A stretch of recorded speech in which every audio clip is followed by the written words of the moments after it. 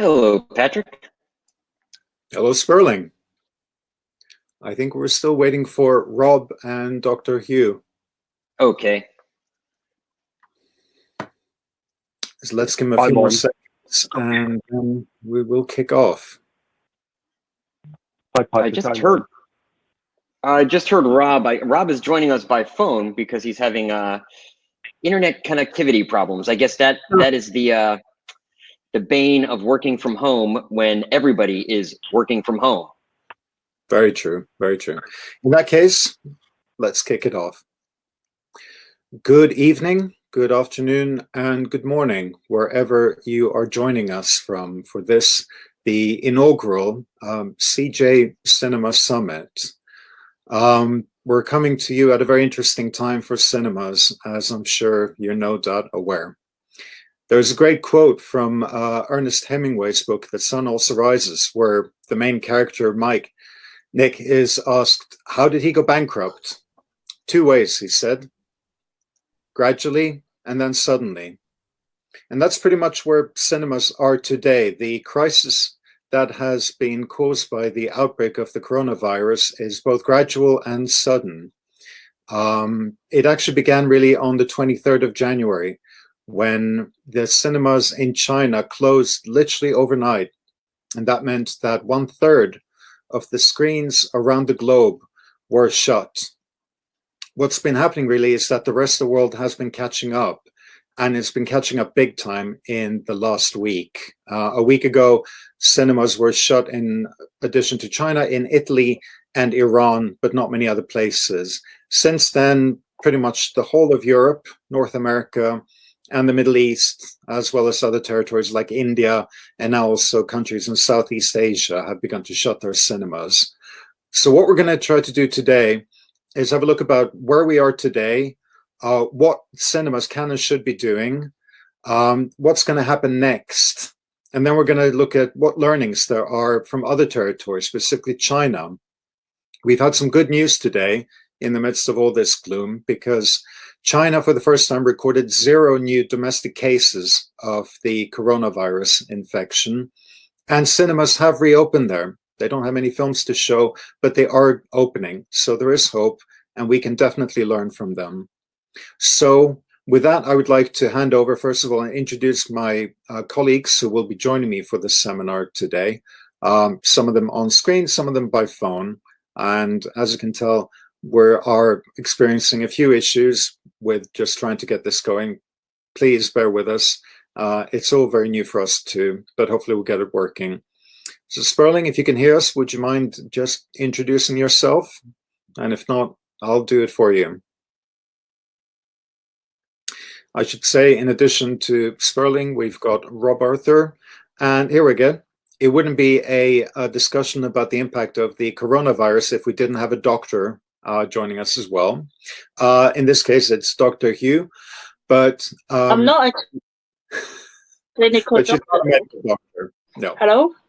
Hi, Dr. Hugh. Can you hear me? Can you hear me now?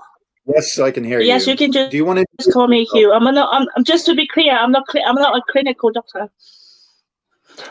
I know. That's fine. Hello? We want you to give your expertise on China, so no medical knowledge required. If we can hear from Sperling as well and Rob, I'd like them to introduce themselves, but otherwise, while we wait for them, just a few housekeeping rules. So you're probably aware of, we have this wonderful platform, which we have FilmGrail to thank us for, and really a big thanks to FilmGrail for having enabled this. They came to us and suggested that they have this platform, and would we be interested in working with them, which of course we jumped on and put this together in very short notice. In addition, The Big Picture, Rob Arthur's company, was really instrumental in terms of putting together the program, the speakers, and the topics. So I really hope we can get Rob on the line and speak to him as well. But seeing that we've got Sperling, do you want to introduce yourself quickly? Yes, you can hear me, I take it. I can. Okay. Well, I'm Sperling Reich. I work with Patrick at Celluloid Junkie. I'm the executive editor of Celluloid Junkie. I'm also a partner at Convergent.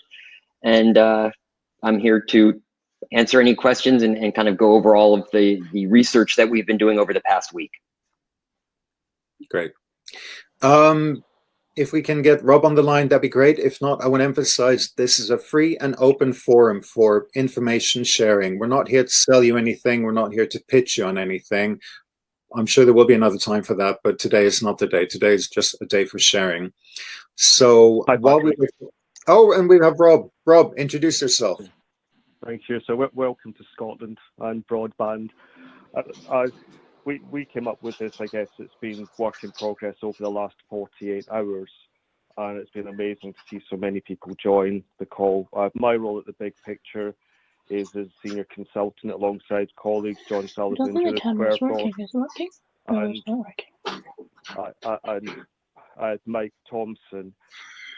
This came about again, I guess, last still week. ongoing? We work primarily in cinema with asset management, local authorities, governments, so on. And interestingly, I spent time in Shanghai alongside the authorities there, and in China. I met Dr. Hu the end of last year. I think it was something that was brewing while I was there.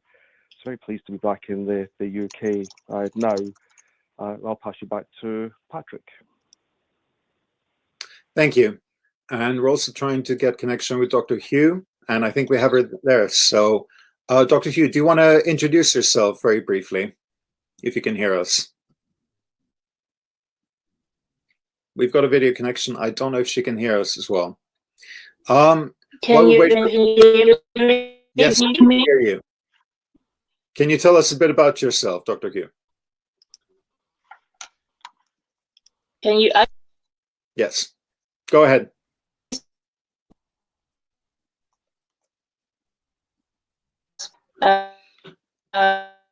I'm from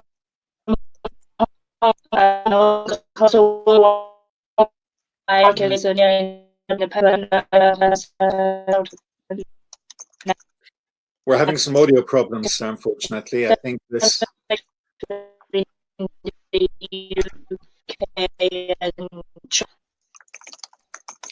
I had some problems hearing that, but what I want to say as well, we try to fix the line, is that Dr. Hu has been instrumental in UK-China film collaboration. She's based in London, but travels extensively between UK and China in terms of and trying to promote exchange of films and ideas. So we want to hear from her a bit later on today, but I want to get on to the first section. So we're going to spend roughly 15 minutes for each section. And the first one I want to do is really to do a global overview of where cinemas stand today. And that's really 4 topics. This is what's happening to cinemas as we've had closures, then look at the films that have been postponed, briefly talk about the film productions that have been delayed. We're going to look fourthly at the film trade events and where they stand. And finally, we're going to address the big troll in the room, which is streaming. So beginning really on the cinema closures, and I want to rope in Rob Arthur on this. It is today probably easier to say which territories haven't yet shut their cinemas rather than the ones that have, because in rapid succession, we had, after Italy, most of Europe, UK, followed by North America, United States. The Gulf territories were early ones. And now we're seeing also closures in Southeast Asia. So it's only really Latin America, parts of Russia, where it's regional decisions, and Africa and Australia, New Zealand, where cinemas largely remain open, but the question is for how long? So probably by our estimates, more than 2/3 of the screens around the globe are closed today. And this is obviously an unprecedented situation. We've never been in a situation like this before, not after 9/11, not during the war. So the first thing I want to talk to you is, Rob, can you really fill us in on what sort of legal implications of or ramifications of cinema closures in terms of insurance specifically and Act Major? I know that in the UK, there was a lot of controversy around the fact that the government didn't mandate closures, but encouraged people not to go. And instead, the cinemas themselves were forced to take the decision of shutting their doors. So, Rob, if you can hear me? Yes, I can. I think that there's a range of pieces around this. If you take, say, the local authorities or national government, and that might be NGOs in other markets outside the UK, but in Europe. So if there's government policies enacted or local government or the license authorities, they could all trigger a closure, but it's an enforced closure. So my sense is that operators have been planning for this, not necessarily for a long time, but have had to work this through, but have been, I'll give an example in two close to me, Moldova and Kazakhstan, where there was enforcement positions taken. The cinemas had to close at that time, although there was limited COVID impact in those territories, but it's just had as a catalytic effect. Belarus as well, another. So the insurance position, I'd say that's business disruption, gross profit protection. It could be stock valuation. There's a range of insurance points there.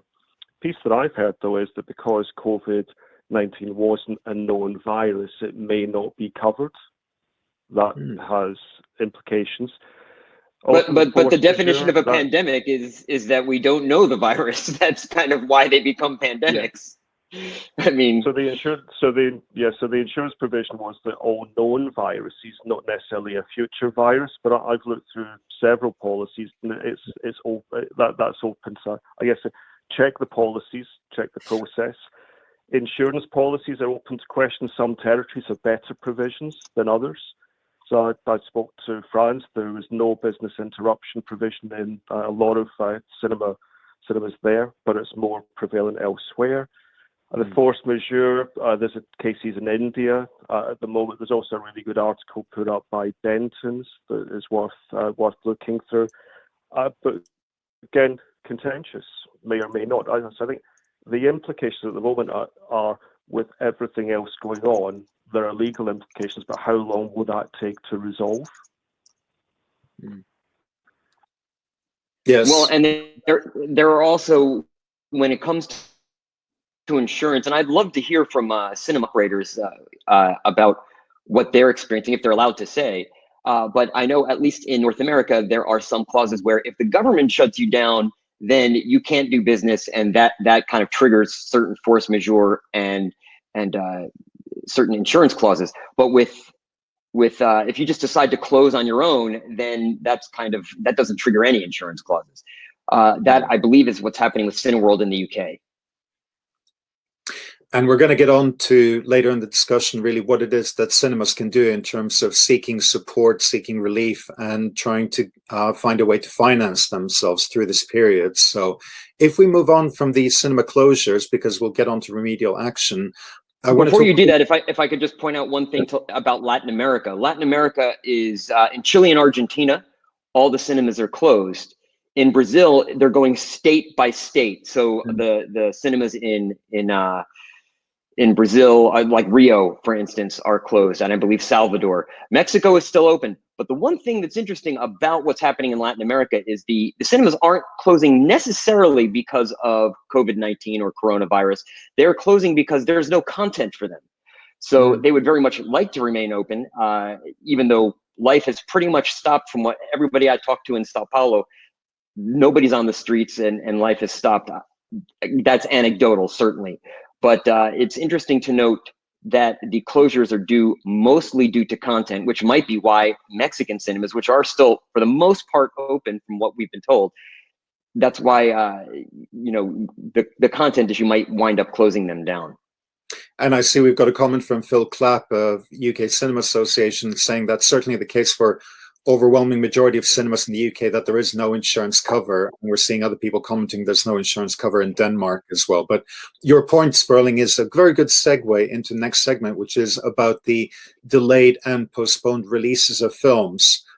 Before we get into the Trolls situation, it's almost hard to keep up with the number of films that have been delayed, but do we even know how many of them have a fixed new release date and how many of them are just sort of waiting and seeing?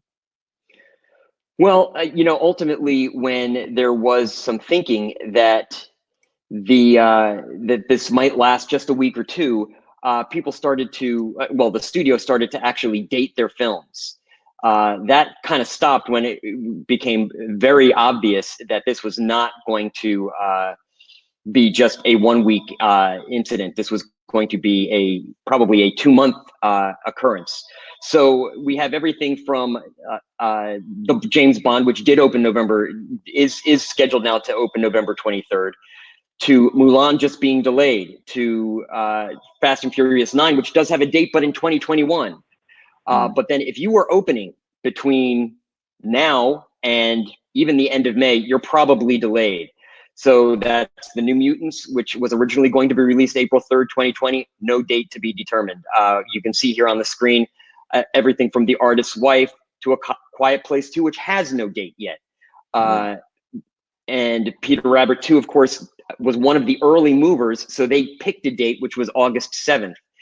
I mean, I could go on, but if you have a release date between now and probably the end of May, beginning of June, you probably are not going to be seeing those films released. Now, the question that all distributors are asking is, what do we do?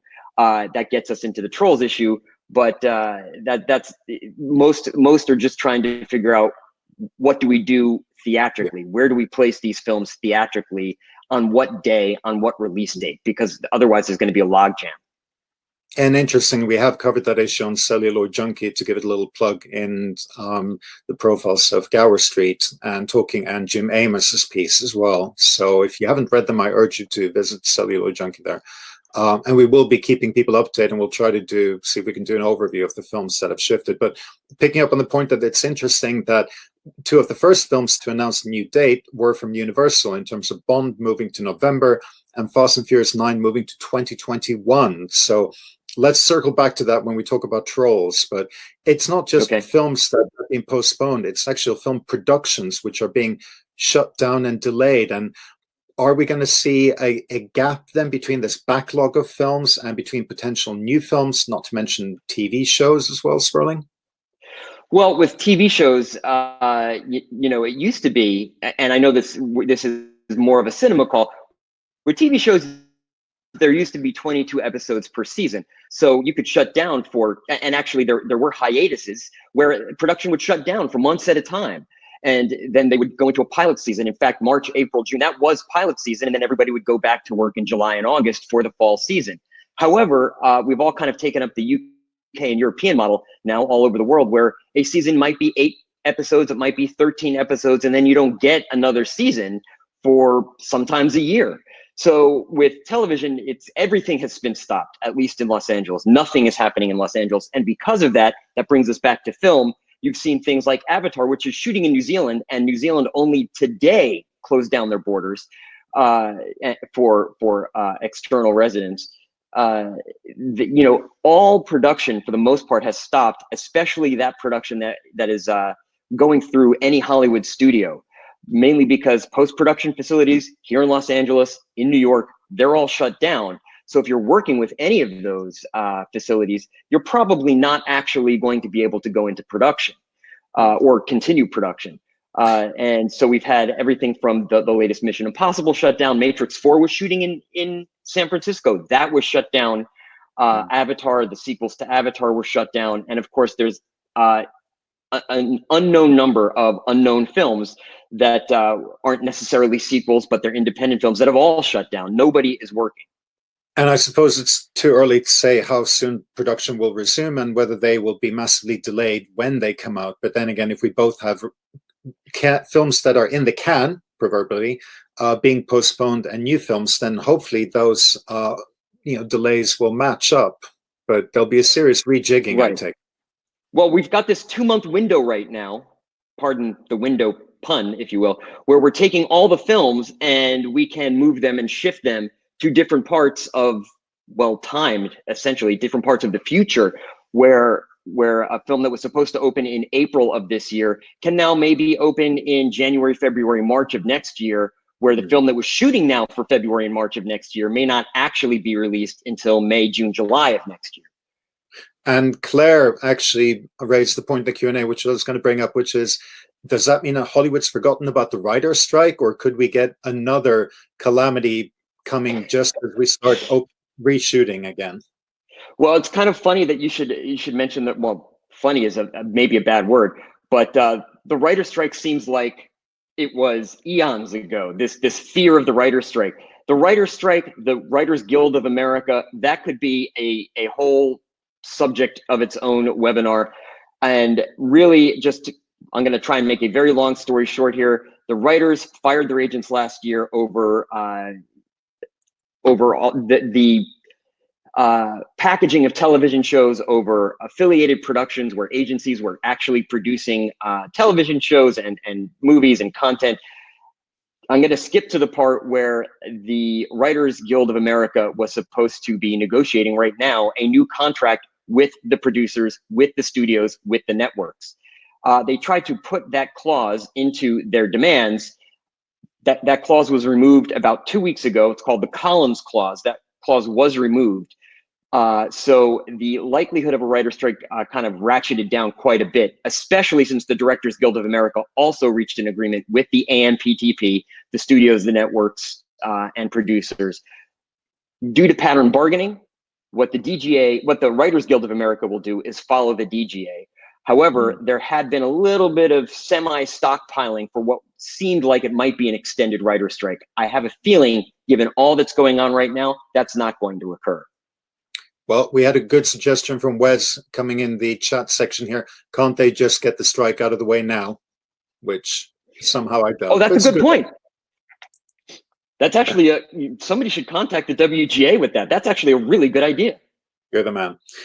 Moving on to the next section, which is the closure and delay of trade events. We just had the announcement today that the Cannes Lions Advertising Festival, which takes place in June, is going to be shifted to October. We still don't know if the Cannes Film Festival is going ahead. But of course, in the meantime, we now know CinemaCon is not going to be happening. And Cine Europe, we don't know also, but at least there we will have a definite answer by the 4th of May on whether it's going ahead or not. I wanted to bring in Rob on this, both you, Sperling, in terms of, 4th of May does seem enough of a time for us delegates, but I suppose people have to build stands as well. And there are also tougher decisions financially to be made by operators, especially cinemas, whether to send people to this event. What's your take on this? You're asking me. I think it's a real challenge, Patrick. Sorry. A real challenge at that time. And if you take, say, the closure plans that are going through now, with the social isolation, the cash, the issues around the locations in the business, will the locations be up and running by that time? Being able to take time out of the business to go to a conference and trade show, and I think they're really, really important events, but at the same time, where there's tens or hundreds of thousands of people that are being laid off at the moment, to then go away from the business, where there might be programming issues again. So I think there's a need for a forum or forums, but how that works this year, I think 2020 is definitely the anomaly of all. I'll hand over to Sperling. Well, yeah, I mean, I guess the question was what events will be canceled. I mean, you already see the Tribeca Film Festival canceled. You see, I believe it was the Sydney Film Festival canceled. Certainly South by Southwest was canceled. CinemaCon was unfortunate. I mean, I think we were hoping upon hope that would occur, and I know how devastating it is for this industry, really, and not to mention NATO, not to mention CinemaCon itself. I know the studios were supporting it right up until the very end, and unfortunately, once the President of the United States kind of put a travel ban in place, it was almost impossible to hold that event. And I know that they didn't want to shut it down. But as far as Cannes goes, the problem, and Rob, you kind of pointed on this, is what will happen. All of the films that would appear in Cannes would be finished right about now. They would be kind of in post-production, and all of the marketing and promotion behind them would be gearing up right now, not to mention the fact that all of the talent and the creatives that would go to Cannes, a lot of them may not want to go. And so that's really going to be the struggle for Cannes, is actually getting completed films, the films that they have selected. Some of them they are selecting right now aren't actually complete. Can they be completed? And if so, can they actually make it to the Croisette? And this is coming from somebody who wants to go to Cannes, who's been to Cannes 21 years in a row, but it may become a logistical impossibility. Yeah. Dr. Hugh pointed out that Match the Film is going virtual. And we have also lots of other people commenting in the questions and answer session about other events which are being cancelled and postponed. Teleridge, Sheffield Dockfest, we'll find out. I know that we also had an announcement that the Edinburgh Film Festival is moving, so a blow for you, Rob, if they let you out of the house by then. But wait and see. Patrick is coming in. I think the key piece here is that I'm just reading what Serge is saying. He's saying as well, but technical suppliers and stakeholders, there's a real need for people to meet, whether they be seat manufacturers, digital projector providers, sound installation. There's future developments in cinema, but those forums are going to be really challenged this year. So that for all stakeholders, from film festivals to suppliers, the whole chain is impacted right now. Yeah. And it should be emphasized, the point is made here in the comment section, that many of these events have not been cancelled. They've been postponed, or we're waiting to hear if they're going to be delayed or reshuffled.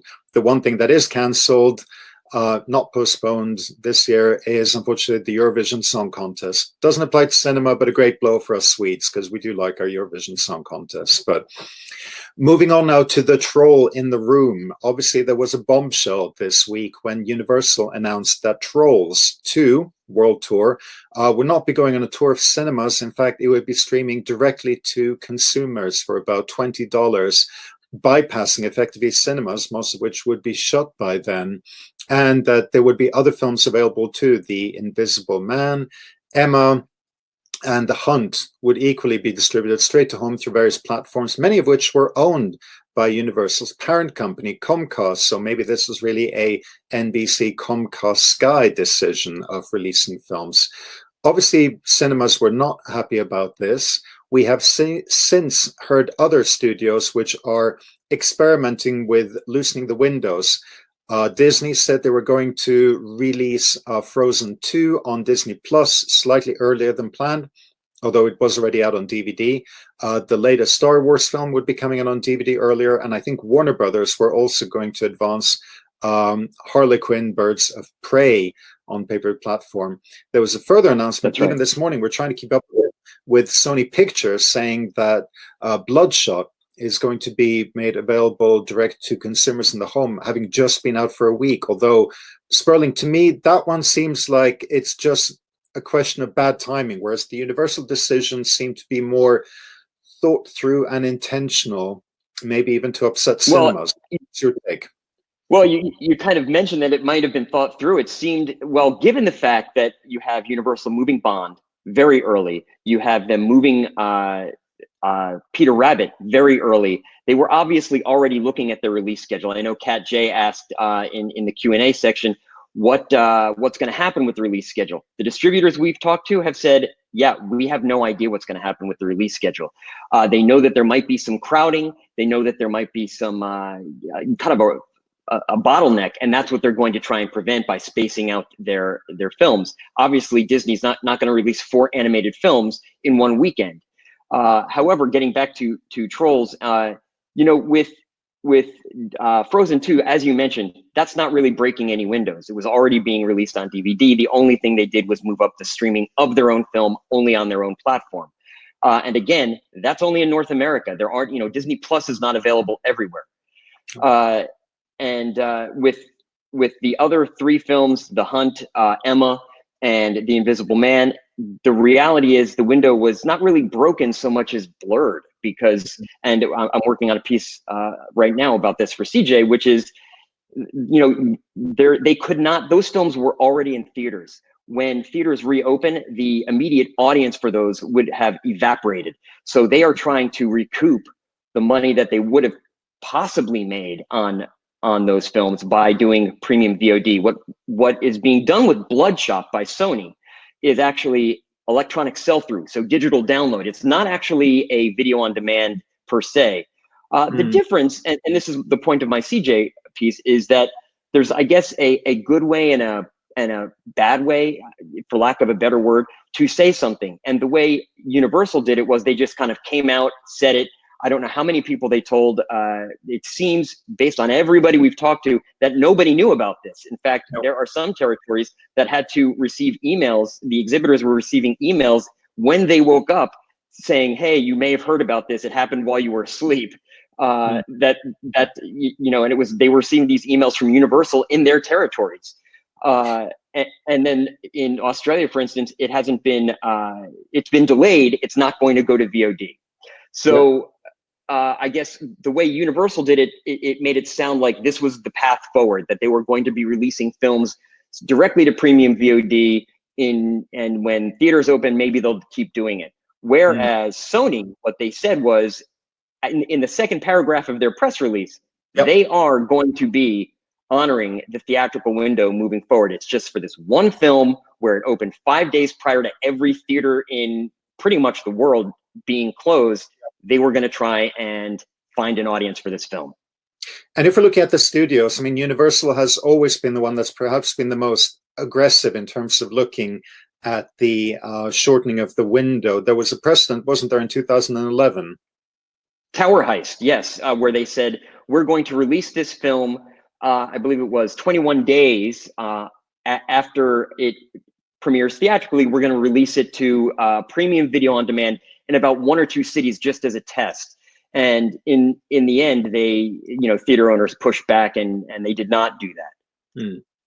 Well, I made the suggestion earlier today on LinkedIn, which is that if Universal wants to regain some goodwill with the cinemas, maybe once cinemas reopen, they should offer them Trolls to screen for free, where the cinemas keep 100% of the box office as a gesture of goodwill. But I've heard from exhibitors who have said that they don't want to touch it with a 10-foot pole, and I think there will be ramifications for Universal. The exhibitors I've talked to, especially the film buyers, say, this was actually a very dangerous move for them, for Universal. I don't know how true that is or whether it's just big talk, but that effectively, film buyers will be taking it out on Universal in the terms and in the settlements moving forward. I think that's probably a short-lived phenomenon. Well, they'll definitely be wanting Bond, and they'll be wanting Fast. Certainly, nobody appreciated it. Yeah. Let's wrap up this part, but I'm sure it's a subject we're going to be coming back to as we monitor which studios are doing what in terms of where they're planning the releases, what's going to go out online. There's still nervousness, but I think there hasn't quite been the domino effect after Trolls, which people feared. And like you said, Bloodshot probably just was a case of bad timing. I'd like to move on now to the third section of today's webinar, which is a kind of 10-point action plan of what cinemas should be thinking about and doing as they're shutting down. Obviously, not all cinemas have shut down. Maybe some will avoid shutdown altogether. But this is based on an article which we began preparing about 3 weeks ago, actually, based on what was happening in China. The problem is there's never a good time to tell cinemas that, look, you may have to face a worst case scenario. And these are the kind of things that you should be thinking about. So things were happening so fast, there wasn't a good time to publish it.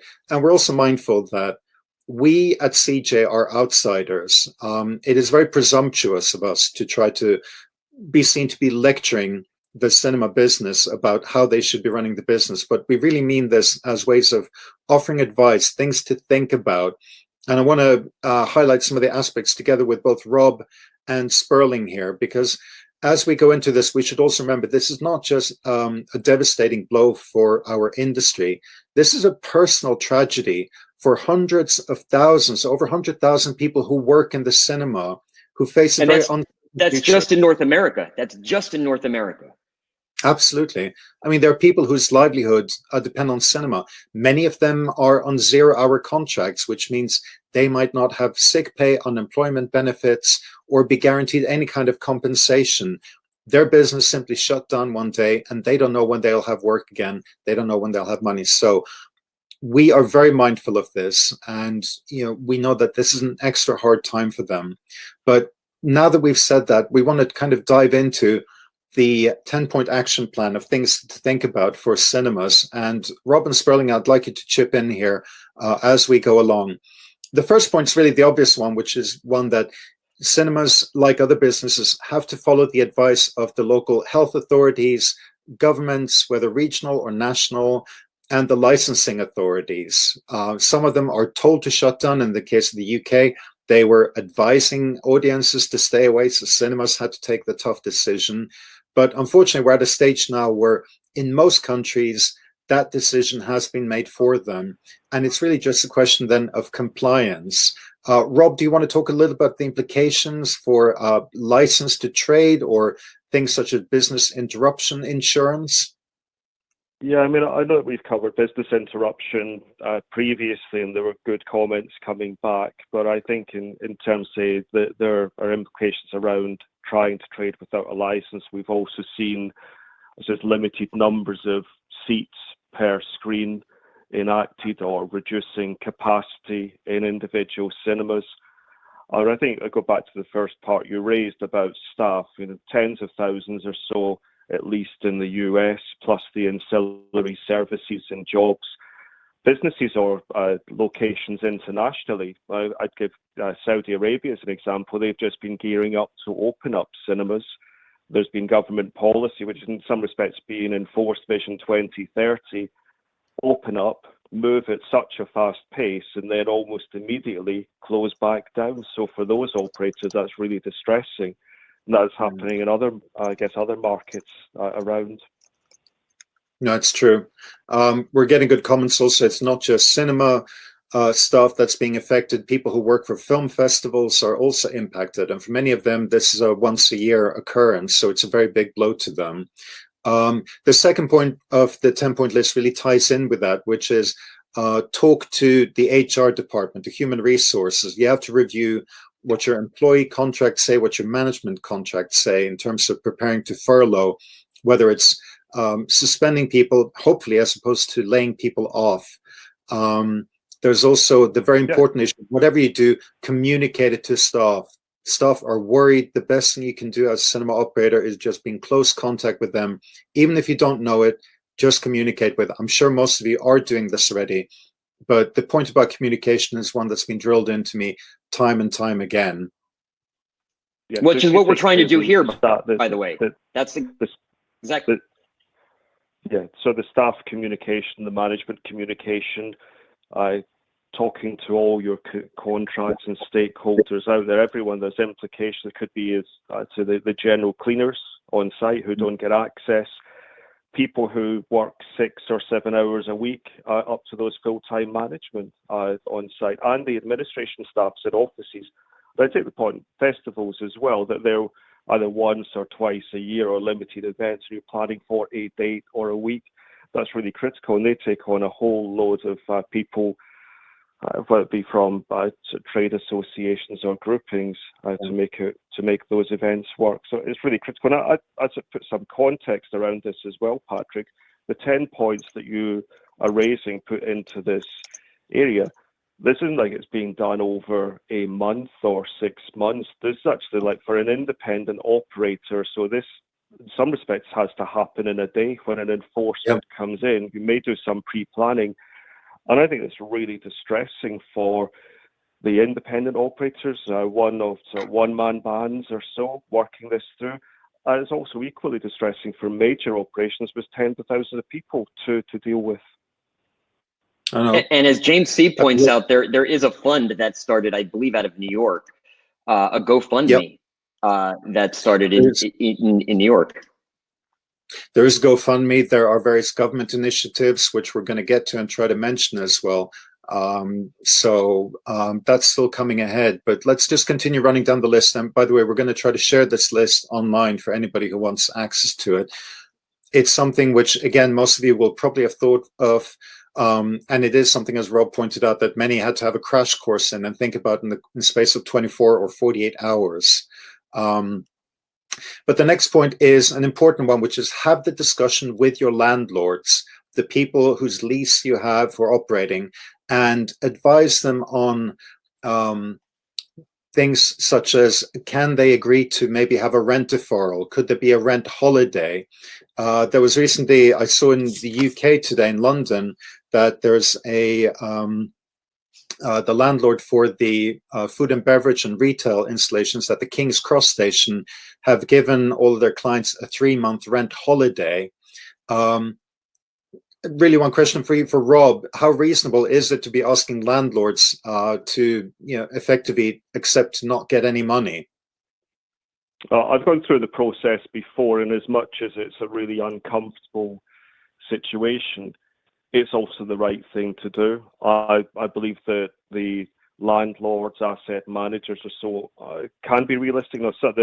Some are very different to others, but they'll be realistic in the circumstances. And I put it in context that cinemas are some of the best tenants in any location, anywhere in the world. They're, in some ways, they're revered in locations. In the UK, the US, historically, they've paid rent. They've supported shopping centres. They've been strong tenants for the long term. Some retailers only take 4 or 5 year lease provisions, whereas cinema operators historically have taken 20 to 25 years. And I'm having interesting conversations. One is about today, the uncertainty and the negativity around it. But the secondary provisions are what's happening in 18 months, 2 years. And landlords, especially town centres, city centres, they want cinemas to be there. So they're willing to have a look short term now, but look through to the future and make sure that cinema is part of that process. So I think that gives some leverage to today's discussions. And that's a good point, the fact that cinemas are good tenants in general. We see more ups and downs with the restaurant or the hospitality business, famously the retail apocalypse with shops going out of business because people's spending patterns are moving online. So hopefully landlords will take a long-term view and accept that there must be some shared pain in these exceptional circumstances. Well, and as far as employees go, we're hearing from Estonia and Finland will cover, in Estonia, 70% of employees' salaries. In Finland, the union of employees will cover the salaries for up to 90 days. We're hearing the same thing in different, and this is all in the comments coming in, so thank you very much, that some European governments, Steve Kay says, will be paying staff between 50 and 90%, depending on the government. Yeah, and we're seeing, I think in Denmark, the government offered to pay 75% of salaries up to a certain cap if the company promised to pay the other 25% and promised not to lay them off. So we're seeing tremendous measures. We've also seen in Italy where there have been specific financial decrees put in place specifically for the hospitality, entertainment, and tourist industry. We saw NATO pledging $1 million from their reserve fund to help that. So all of this on top of the GoFundMe and other things hopefully mean that there will be support for the kind of stuff. What we've also seen, I don't know if we're going to get to this later, but we've seen cinemas urge that patrons can do things for the cinema, especially small and independent cinemas, where you can buy a gift card for future redemption, or if you've already bought a ticket, then don't ask for a refund. Maybe let the cinema have that as kind of a donation to them. So there are things that we as individuals can do. As trade bodies, we can apply pressure. We can also lobby the government. So hopefully all of these streams together will mean that, we can see this through. Yeah, I think I wanted just to emphasize. Yeah, I think it was Karina Longworth of You Must So I was just going to highlight that this isn't a result of bad practice, bad business. These are well-run, generally well-run, operating, trading, efficient businesses. Yes, with some debt, but that's to be expected. It's cash flow. It's cash flow now, and it's cash flow projections going forward, and that's really distressing for the operators or the festivals or the events. Dr. Allison had picked up a really good point just as well in terms of, say, footfall. Cinemas are the biggest footfall driver to any shopping centre, any town centre, anywhere.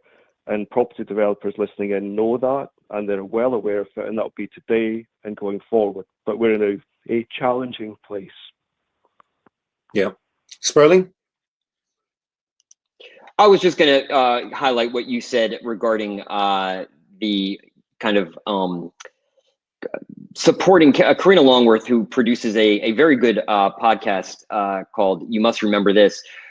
She suggested that, in this time, if you were going to go to the cinema, why not go and buy a a gift card in the amount of money that you would have spent at the cinema, Yeah. but buy it for that cinema.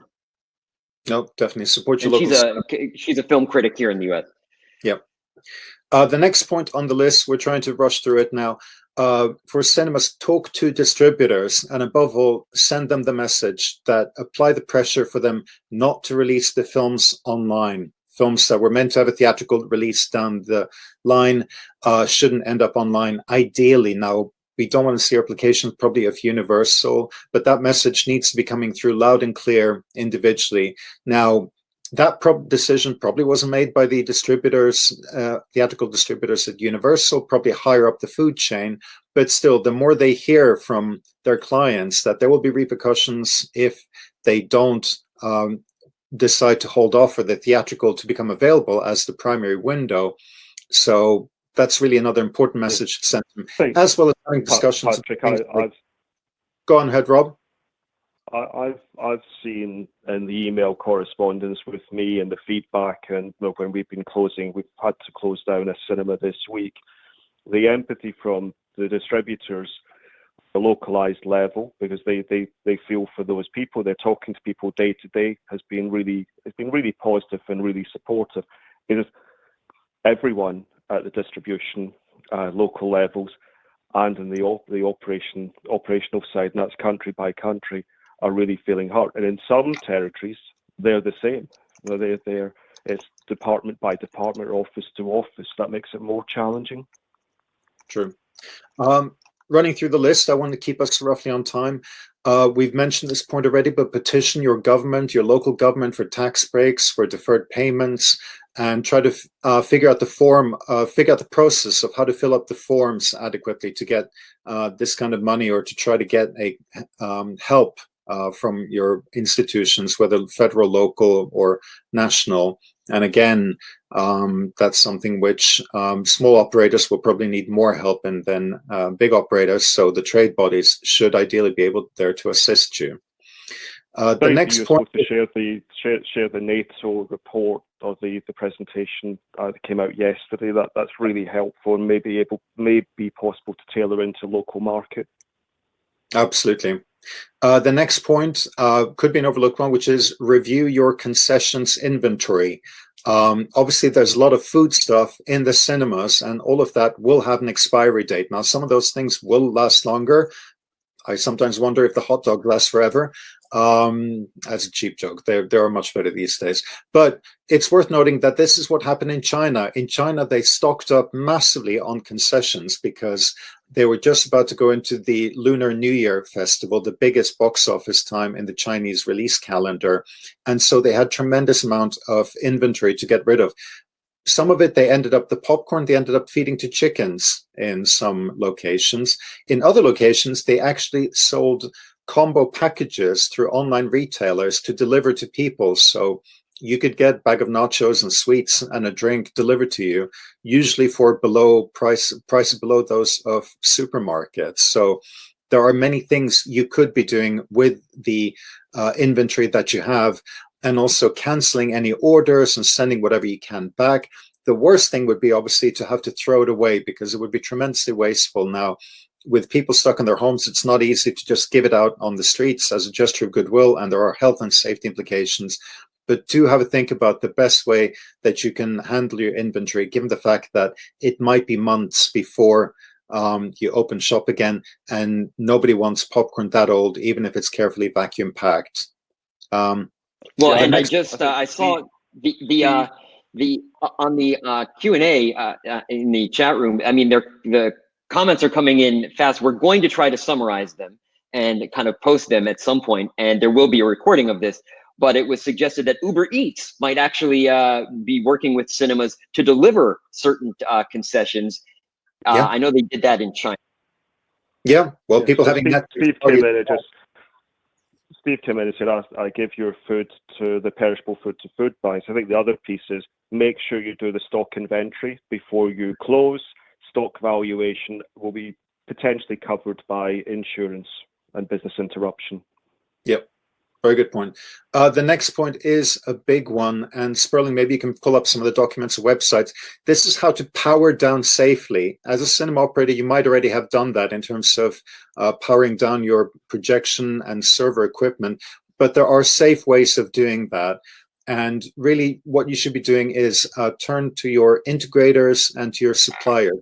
Fortunately, there have been very helpful online documentations, and primarily I want to take your attention to what has been published by Cinema Next, which if you go onto the website, you will see that they have a document which outlines the kind of different models, because the way to power down a Christie projector can be different from a Barco projector, from an NEC projector, from a Sony projector, then what to do in terms of batteries and so on. There are many, many things to think about. Another document which was also put on equally helpful was by Harkness Screen, really the power behind the cinema technology community, sent to me by Richard Mitchell. If we can get that up as well. I don't know if there's a space we can put those links on this website, but really search them out via either Cinema Next or CTC, the Cinema Technology Community, or Harkness Screen. Because what you do not want is for your equipment to be damaged simply because it was powered down the wrong way, or it was left unattended for too long and the battery might have gone down, or there could be other issues. So we are in a business that is geared up to operate 364 to 365 days per year. We are in a very uncharted territory where cinema equipment will be lying idle for 1, 2, or maybe even 3 or more months. So please, talk to your integrators, talk to your manufacturers, and power down and store it safely. There's also issues of cleaning, service contracts related to this, all of the things to think about. Moving on swiftly, double check your security. Obviously, if you have an empty cinema, it can attract thieves, vandals, squatters, arsonists. I don't mean to be alarmist, but these are things to think about. Unfortunately, cinema are a soft and easy target for these kind of things. And it's not just the physical security you have to worry about. You also have to keep thinking about your online security as well. This is a prime attempt to hack those cinemas, and also simple things like banking all your cash. There are many, many security aspects to be here thinking about it. Moving on next, we have, if you're still in VPF, if you have virtual print fee contract, review that contract and see what it says, whether it's time-based or play-based, and have a discussion with the company that you signed that VPF contract in terms of how that will function if your cinema is closed for 2 months. Rob, do you want to add anything to those few points? I think the key in that one is basic. Just pick up on Kevin's point. Just bank all your cash, bank all the floats, make sure that gift vouchers or anything that's got a residual or remedial value is locked secure and stock counted or so. That's, again, it's going back to that. All these things are happening within a 28, 40-hour period. So making sure you've got trusted supporters along with you at that time. Yes, and unfortunately, we're hearing from Serge. Go ahead, Sperling. I was just going to say, it looks like Serge Plash has said that Barco and Cinionic will publish recommendations as well before the end of the week. Good. I mean, this is the kind of, I mean, we're getting updates literally live as we go. Real time. I feel like a sports commentator. Yeah. Next point, which is, if your cinema chain has an unlimited refund or gift card, please consider that. In fact, we've heard from some of the big chain operators that the subscription schemes, the charges will be halted or paused for such things like AMC Stubs A-List and the Cineworld Unlimited card. But there are recurring kind of expenses, and it's very important that customers don't feel that they're being charged for something unfairly. So communicate again with the customer if you haven't done that already. Many of you have. I have seen a lot of very good emails and a lot of very good messages from cinemas to their customers, people on their mailing list, explaining why they have to shut down, how much of a heartbreak it is, and how they're planning to be back very soon. So we're going to get into the communication that, and it's really important to keep that relationship alive with your customers, even during dark days, that you can still update them by having a regularly email newsletter, even just to tell them that you're working on getting back to business as soon as possible. Another point is really to try to make this time, dark time, as productive as you can. given the limitations of fact of people being sequestered at home. But there are still things you can do, such as remote staff training. You can have strategy meetings. You can have regular updates. There's really is an opportunity for trying to think about what it is else that you can be doing for your staff and for your customers remotely. So keep that in mind as well. Running down the list. Piece, Patrick, just in terms of Debbie raised earlier, just about staff development, training, making sure that they are not seen as being key parts of the business. Now, challenge at the moment is, I guess, trying to retrain. It's who will you retrain at the moment if all the staff have gone, and it comes back to the balance between cash flow and staff balance. Yeah, very, very challenging. Some cinemas, next point is they've got new builds underway. They've got construction projects. Obviously, those things cost money, but may not be able to stop them unless for health and safety that construction workers are not allowed out because of the restrictions on assembly or because of other health related issues. But very quickly, Rob, because we're running way over time here, do you see opportunities for cinemas to maybe do things such as, refurbs while they're empty, again, subject to health and safety and corona related working restrictions? I was looking at that this week. I think if it's desktop development, that makes it easier. But if it's on-site construction, that may be a challenge because you're talking about a larger quantity of people working together. And that's, I guess, a social mobility issue may be a problem. May also come back to what stage of the development is the project at, and is there a contractual obligation to move forward at the moment? And I certainly read some of the investor reports over the last 2-3 weeks, and new developments may be curtailed or cut back if there's a cash flow issue. So I think that's certainly a moving position at the moment. It depends on, I guess, the next stage or how long will this be in position. Seeing some great comments here. There was a case earlier that York Art House Cinemas in Berlin have done a tie-up with Mubi, the online streamer, which is a big friend of cinemas, I should say, with our Mubi Go program of allowing, giving their patrons a free cinema visit, a curated one every week. But there's an interesting tie-up and partnership between York and Mubi where they give their members access to Mubi streaming service for art house films for a certain amount of period. Let me continue on. Actually, Imtiaz has a very good point here. He says, he or she, I don't know who this person is, said, as a data analyst, he would spend some time reviewing your data, analyze your data. All that, you always say you don't have time to look at the data and to crunch your data. Well, guess what? We now have the time. Yeah.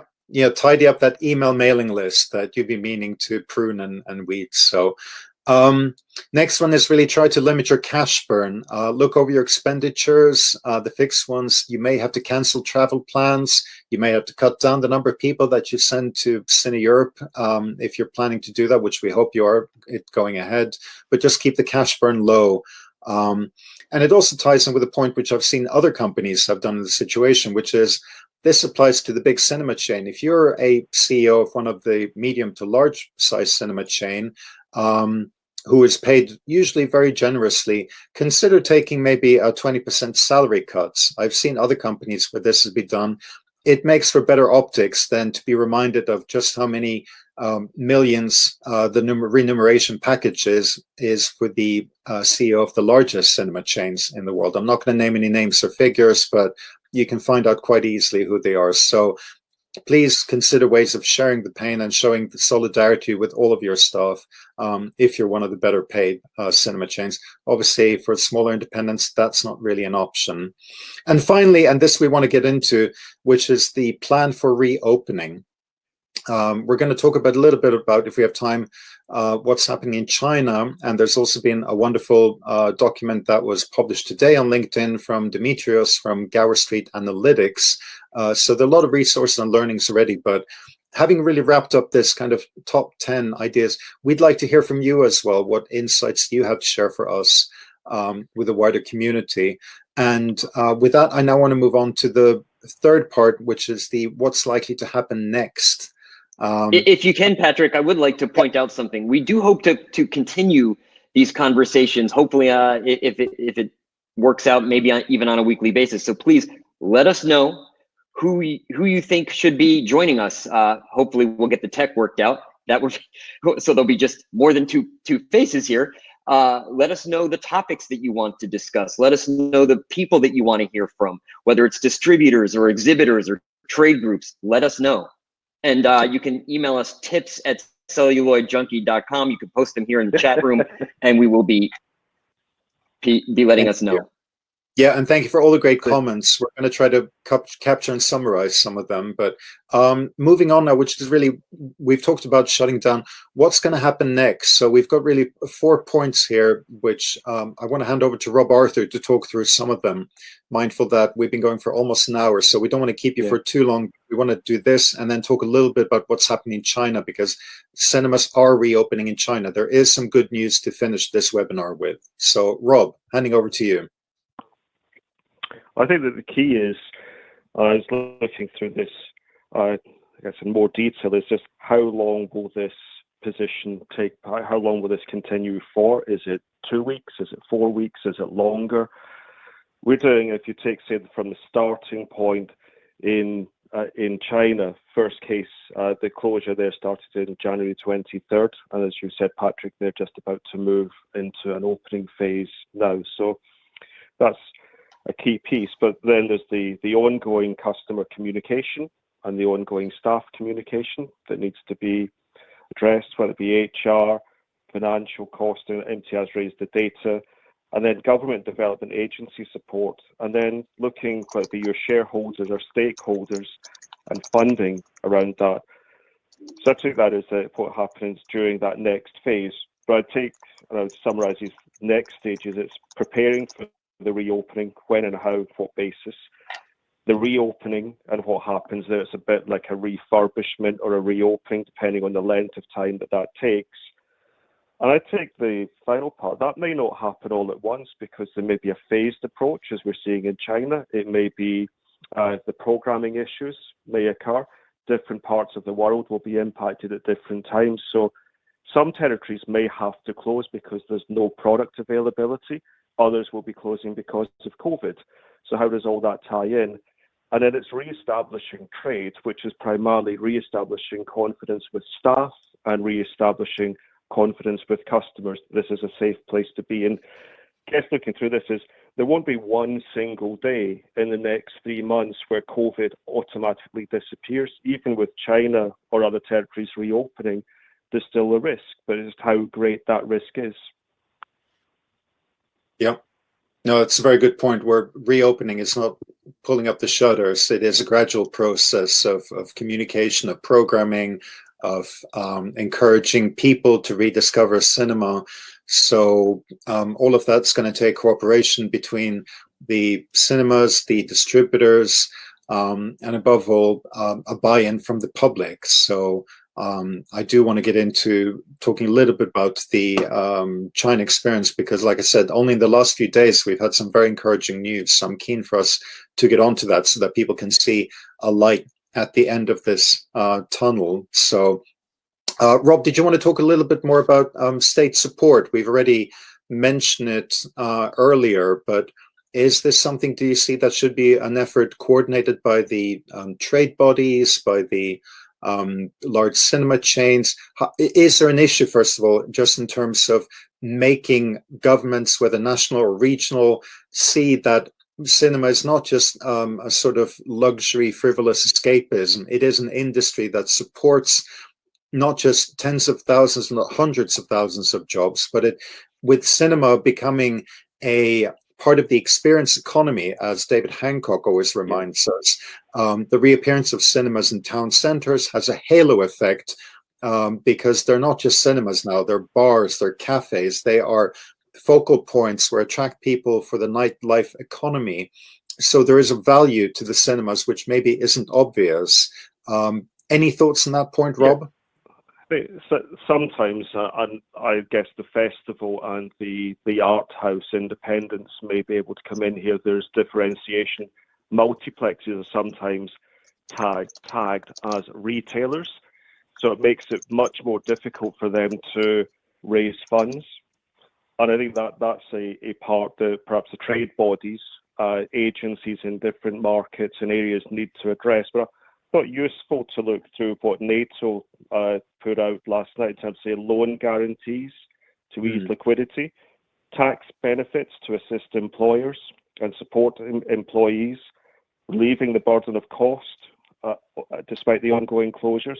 The tax measures could be payroll tax, could be VAT, something along any tax body or so. And I think, Patrick, if you take, I think the key point, the business model of the movie theatre is uniquely vulnerable in the present crisis. That's absolutely correct. And how that's addressed is governmental, it's local government, it's asset managers, it's the operators having the time and the capacity to do this with everything else ongoing. So yes, the trade bodies do play a pivotal role in this. Now, that notwithstanding, there are some areas of the world where there's no trade bodies, so we need to factor in how they address this issue as well. And in the chat earlier, I saw that Italy is giving a tax waiver for certain businesses, including cinemas, until I believe sometime in April. Marcelo Lima of Tonks and Expo Cine told me yesterday that the governor of Sao Paulo in Brazil had committed, I think it was $92 million to cinemas. That just seems like an extraordinary amount to not necessarily keep cinemas open, but to keep them alive once we all come out of this. And even as we're sitting here, the news, I mean, now Minions 2 apparently has been delayed. Because just adding another piece, and we did a case study several years ago, but it actually sort of strikes home now. It's a location that didn't have a cinema. They added a cinema in as a leisure entity, and the footfall went up by 12% in that location, and the cinema and the food and beverage sales went up by 10%.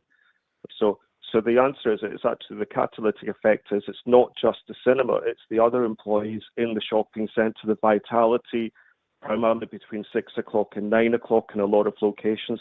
Without the cinema, that vitality goes, and with it, other jobs and other opportunities. So cinema has a really important part to play globally in all of that. True. Cinemas tend to be anchor clients these days in shopping malls. I know, especially in emerging markets, places like the far Southeast Asia, Gulf, India, etc., Latin America. So their importance really can't be overstressed. But I suppose they're not an obvious bailout, quote unquote, bailout target as something like an airline industry, which is more high profile and is maybe quicker and easier. Patrick, if you take those emerging markets as one, the average ticket price will be less than $3 a head, and the European Bank Reconstruction and Development are looking for around 40% in their investments, around 40% of future shopping, leisure, and retail developments to be maybe cinema or leisure led, not retail. So it's really critical that cinemas are supported, or again, it has an impact across those developments. And the piece we put out last night about the box office being worth $42.5 billion a year, with those 20 top 20 countries, they're not the same 20 from 5 years ago. So there's Indonesia, Malaysia, and others coming through.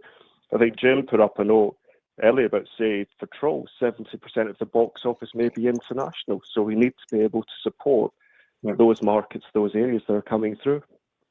And that's a very good segue actually into the final section of our kind of round table before we get to the Q&A session, which there have been so many great comments coming up here. I'm having trouble keeping up with them, but I hope that we have some questions and discussion points for the end. But I really want to take a moment now and focus on China and bringing in Dr. Hu as well, because the timing is such that just as cinemas are shutting down in the West, we are seeing a glimmer of hope because cinemas have begun to reopen in China. As you said, Rob, they closed down on the 23rd of January, right on the eve of Chinese New Year, the biggest box office holiday in China, which meant all the films were delayed. In fact, one of them was released online to much controversy, Lost in Russia. much like Trolls 2, they had their own, or they were first to it. But now, province by province, because it's very regionally determined which areas of China are considered free of the coronavirus, cinemas are powering back up again, but they're facing some difficulties, obviously, in terms of the content, in terms of winning people back. So if we have Dr. Hu on the line, I'd like to hear from her, really, what her latest take is, and also what the news was, which I saw from her today, on the kind of titles that these first open cinemas are going to be showing, because we won't get to the blockbusters immediately. And herein lies a lesson for the cinemas in the West, for when the time comes for us here to start powering up. So Dr. Hu, can you hear us, and are you on the line? I am on the line. Can you hear me? We can hear you very well. So thank you so much for joining us today, and apologies for the technical problems. Could you tell us a bit about the situation today in China, and what are the most recent developments? The most recent developments, apart from the 5 films which I wrote about yesterday, which are two of them are local production, was American Dreams in China, which was a 2003 film, and then Wolf Totem is a co-production between China and France in 2015, which did a very good box office. Wolf Warrior 2 from 2017, and The Wandering Earth from last year, and also, surprisingly, Capernaum, the films from Cannes 2 years ago, which did really well at the box office. So I think the choices of film was very careful. In particular, at the moment, the coronavirus also escalated the tension between the US and China. So ideology is still a very much big problem for the government to consider. But I think the choices of film is actually quite interesting, because is familiar with the audience to begin with, and also it has 2 so-called main melody film that keep the ideology strong enough for the Chinese. But then it also has enough foreign film just to.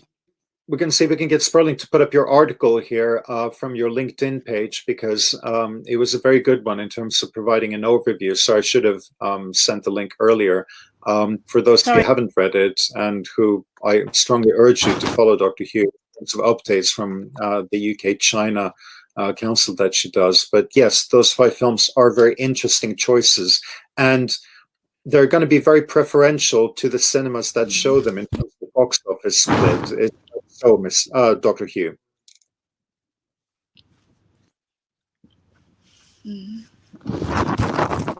We're having some microphone problems there. So I was wondering if you could tell us a bit about the box office for these films, just how much the cinemas will be getting. No? Apologies for the technical difficulties. Well, I can tell you that in the re-releasing Harry Potter and the Magic Stone, which I assume is Harry Potter and the Sorcerer's Stone, and the original split was 43-57, and I don't know whether that will remain based on what Dr. Hu was saying. I think we've got Dr. Hu back on the line. Nope. I see a message saying losing you, unfortunately. What I saw in Dr. Hu's article was the fact that the negotiations done by China Film were these 5 films initially, but also for these new Warner films, with that cinemas would get to keep 100% of the box office receipts of the film. They were also encouraged to price the tickets very, very low and aggressively to encourage people to really come back and see them in the cinema. In addition, after the Harry Potter films, there was a notice, which I think came up in Forbes, by saying that it could be followed by a re-release of the 3 Lord of the Rings films, which again, the cinemas would get to keep 100%. Now, it might seem that maybe it's not the most attractive proposition to go and see an old film, particularly if it's available online, in the cinema with seat social distancing, but you haven't been locked up in a small apartment in China for 2 months. So believe you me, there will be plenty of people going out. And what's interesting about getting people out in China is that re-releases have a very strong track record. If I can get Dr. Hugh back on the line, she can comment on this, but only last year we saw the re-release of Bertolucci's 1900, The Legend of 1900, I think it was, and Life is Beautiful, the Italian Oscar winner, which both did tremendous business at the Chinese box office. So only because the film is old doesn't mean that it's not going to attract an audience, especially people who have been locked up for a long time. We've seen some statistics saying 53% of those quizzed are prepared to come out and are keen to go out and see a film in the cinema once it's re-released. But it's a very gradual process, really, of getting people, encouraging them to go back into the cinema. The other thing to note about China is, yes, they do have a backlog of films. They have the major releases, which were due to come out over the Chinese New Year, which will now have to find a new release date. We also have some of which were distributed on streaming, by the way. Some of those were distributed. Yes, lost in Russia, but majority of them still they're saving for now, and they didn't go out overseas either, which is very important because there's a big Chinese overseas community as well in Southeast Asia and North America and even in Europe. And as Adam points out, some of these re-releases in China may be first-time releases in China. Indeed, a lot of people might not have seen Harry Potter or Lord of the Rings in the cinema, and there could be other films as well. I mean, obviously the process of getting permission to show films in China is complicated, but the government is very keen on kickstarting the cinema-going industry again. So we will likely to see maybe a loosening of what films will be permitted to be shown there. But I just wanted to add that from indications we've had now is that new releases in China, and remember, these are going to be domestic films. They are not going to be releasing Hollywood titles that are being held off elsewhere, is going to be on the 1st of May, because there's a long time needed in terms of creating public advertising, publicity, and no one is going to want to be putting their film out there until they are sure that there are A, sufficient number of cinemas open to show them, and B, that people have demonstrated that they're prepared to leave their homes and go to the cinema. And the interesting point here as well, in terms of reopening, is that I saw a detailed article in a Chinese newspaper via Google Translate.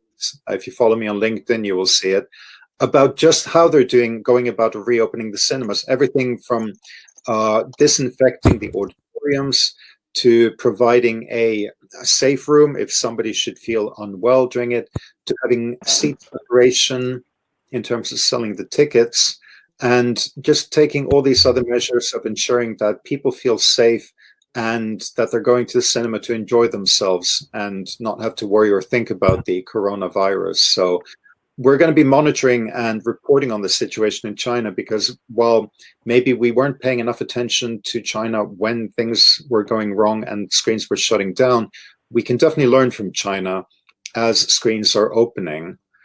Sperling, Rob, do you have any thoughts on this? Yeah, I was just going to add, in the absence of Dr. Hugh at the moment, I was going to mention if you take the Oscar BAFTA season, there's been very few of those releases placed into China. They lost all the Chinese New Year, but 1917 is a film that's very close to Dr. Hugh's heart. She would love to see that released in China. So I guess if there's anyone out there that can help in that respect, that would be greatly appreciated on her behalf. It will release. Dr. Hugh says it will release. Yes, in the comment section.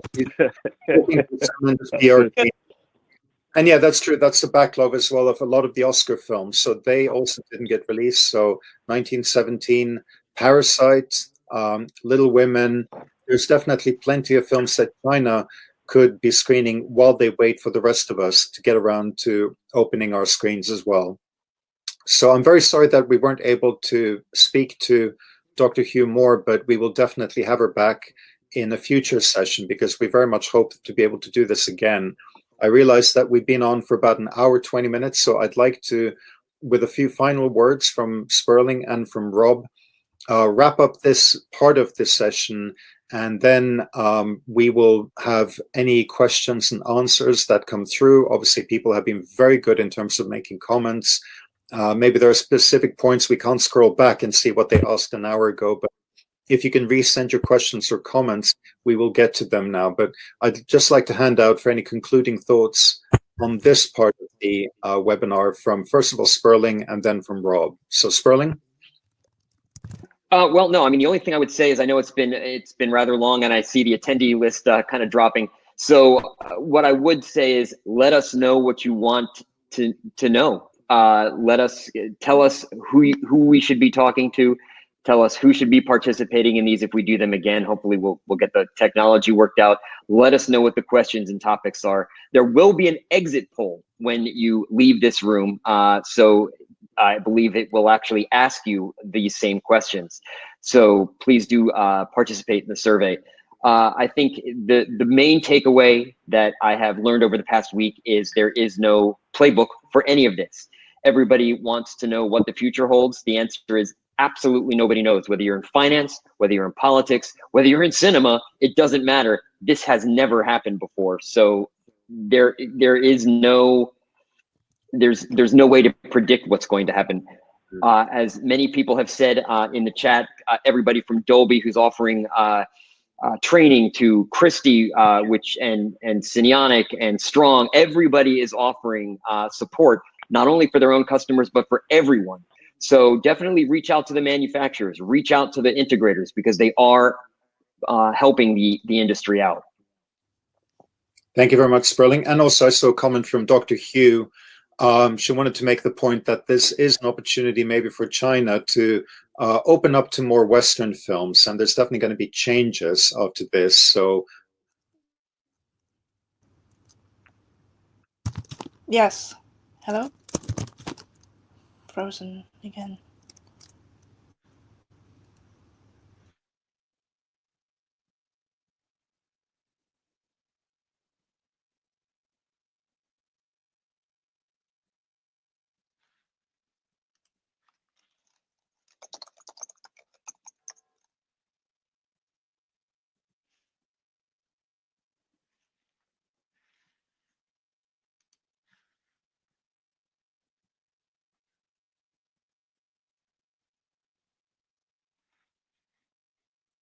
Okay, well, I don't know. I guess something has happened here. I don't know whether Patrick is still with us. Yeah, I'm back.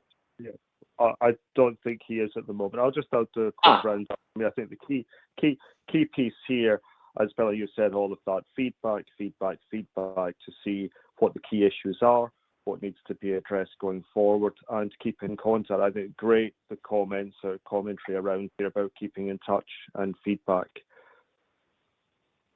Yes, and please keep talking to your customers, because if your customers are hearing from you, I mean, don't overdo it, obviously, but whether it's on Twitter or Facebook or directly through email, they will want to know that you're still out there, you're going to be back.